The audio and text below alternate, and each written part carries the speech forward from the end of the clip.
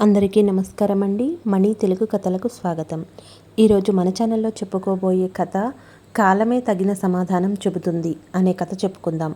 కథలోకి వెళ్లే ముందు చిన్న రిక్వెస్ట్ అండి. మీరు మొదటిసారి మన ఛానల్ని చూసినట్లయితే తప్పకుండా లైక్ చేయండి, సబ్స్క్రైబ్ చేయండి. మీరు చేసే చిన్న లైక్, సబ్స్క్రైబ్ అనేది మాకు చాలా ఉపయోగపడుతుంది. తప్పకుండా చేస్తారని ఆశిస్తున్నాను. ఇప్పుడు కథలోకి వెళ్దాం. రామవరం అనే గ్రామంలో కనకయ్య అనే కార్పెంటర్ ఉండేవాడు. అదే గ్రామంలో కోతుల బెడద ఎక్కువగా ఉండేది. అందులో ఓ తుంటరి కోతి ఎక్కువగా కనకయ్య ఇంటి చుట్టూ తిరుగుతుండేది.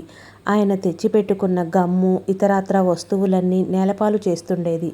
నోరు లేని జీవులను ఏమంటాంలే అని తన పని తాను చూసుకునేవాడు కనకయ్య. తినడానికి తెచ్చుకున్నవి కూడా కోతులు లాక్కెళ్ళి సగం కింద పడేసి సగం తినేవి. అయినా కోపం తెచ్చుకోకుండా ఉన్నాడు కనకయ్య. రోజురోజుకు దాని ఆగడాలు ఎక్కువయ్యాయి. ఓ రోజు కనకయ్య ఓ దుంగను రంపంతో 2 ముక్కలుగా కోస్తున్నాడు. అది పెద్దగా ఉండడంతో సాయంత్రం వరకు కొంత భాగం మాత్రమే కోయగలిగాడు.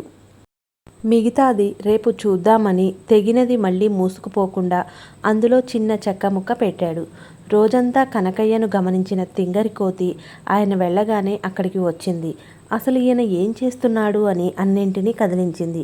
తర్వాత రంపంతో కోసిన భాగం దగ్గరకు వెళ్ళింది.